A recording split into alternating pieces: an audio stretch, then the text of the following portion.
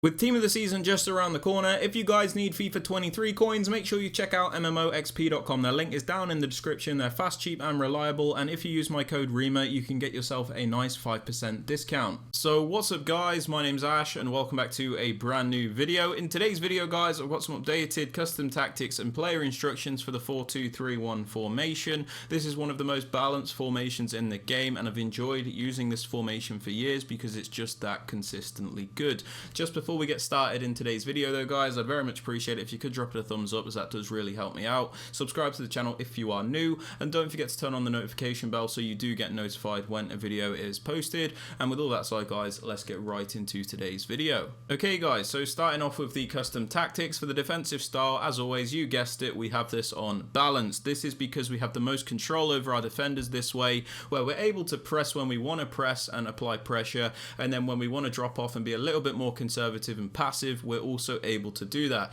If you feel more comfortable using pressure tactics, that's also fine, but I do suggest getting used to balanced if possible. Moving on to the defensive width, I like to have this on about 45. This is so we can primarily defend in that narrow shape, so we can block all the attacks through the middle, but we still have that natural width to cover the wide areas in case an opponent tries to go down the wing. So it is very nice and balanced, but we do primarily focus on that narrow approach. Moving on to the depth guys, I like to have this on 55. This is so we have a really nice balanced defensive line where we're not always sitting too deep and getting pinned back, but at the same time we don't have a super high defensive line to the point where we can just get through balled. So very nice and balanced, and it's very good for this formation.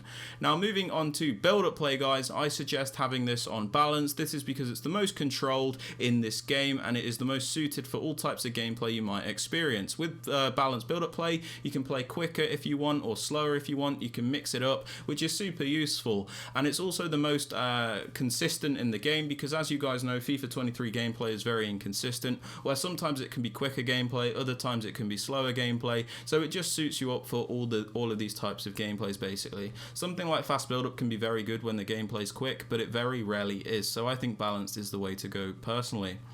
Now moving on to chance creation guys, I suggest using direct passing. This is because it is the most meta option you can use.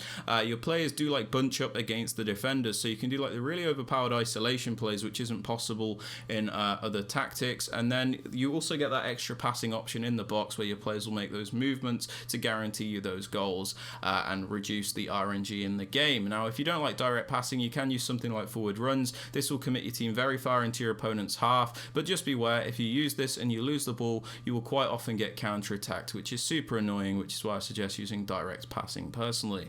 Now moving on to the width guys, I actually just have this bang on 50 at the moment. This is because it's the most balanced width you can get because it is bang in the middle. This means we're not always going to play super narrow and we're not always going to play super wide either. We've just got a really nice balanced width, which is what this formation's good for, because I think the 4-2-3-1 is one of the most balanced formations in the game. If you want to lower the width because it feels a little bit too wide, feel free to do that, and likewise if it feels too narrow you can up it a bit as well, but honestly at the moment I'm just going bang in the middle.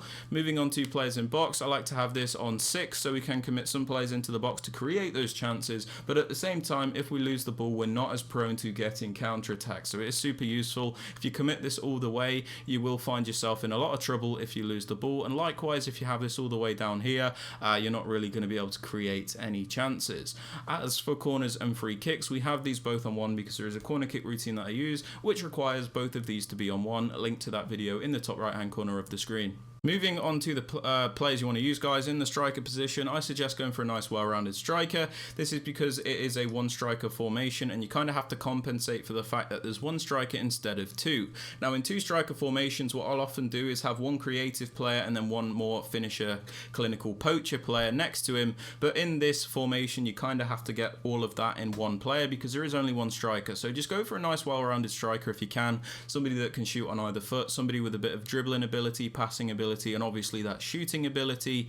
You're not going to want to use somebody that is very one-dimensional, otherwise you might struggle with this formation, to be honest. Moving on to the central cam, it's important that you use a nice technical player, somebody that is agile, somebody that is able to work the angles, and obviously somebody that is able to create those chances. It's also important that this player can shoot because there's a lot of times where the cam will be in the position to finish off those chances, and you're going to flap like a lot of goals if you can't finish it with this player player's poor stats. So just go for a really good attacking player and somebody that is not too clunky in this position.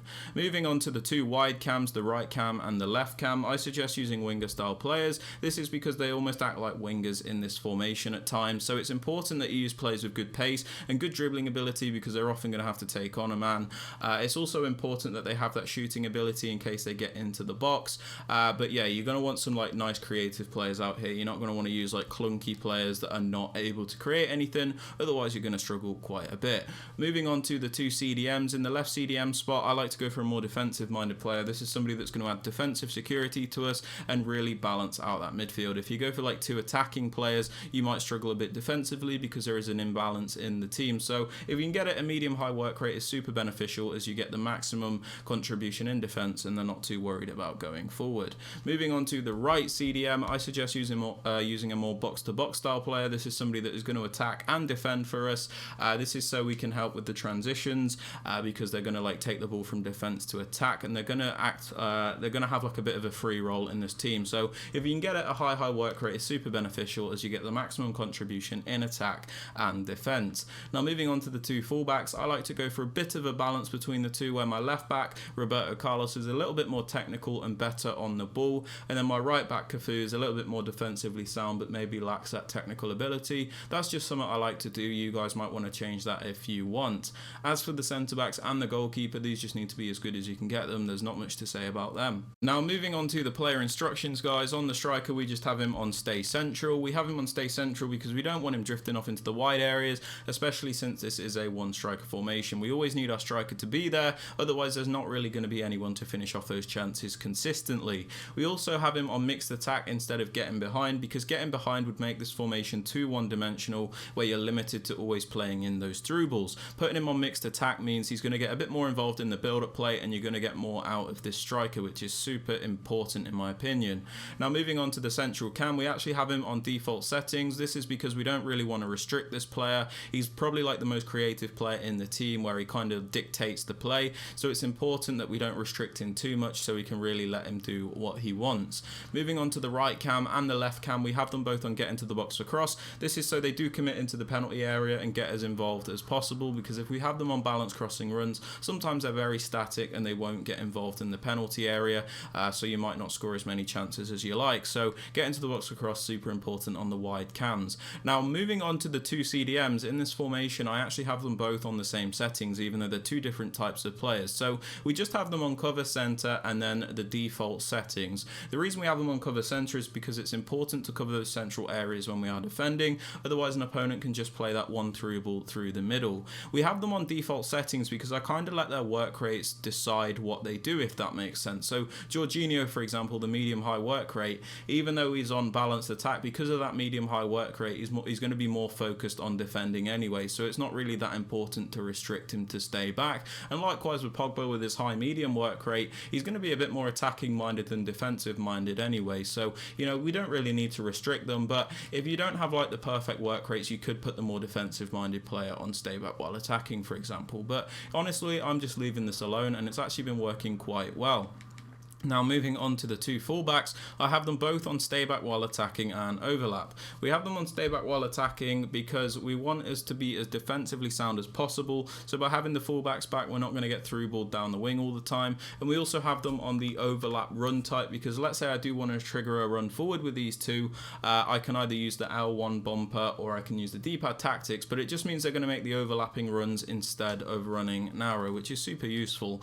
As for the centre backs and the goalkeeper, we have them on default settings and we do not touch them. But yeah guys, they're my custom tactics and player instructions for the 4-2-3-1. If you guys have enjoyed or found it useful, I'd very much appreciate it if you could drop it a thumbs up, subscribe to the channel if you are new so you never miss out on any videos like this one, and don't forget to turn on notifications so you are notified when a video is posted.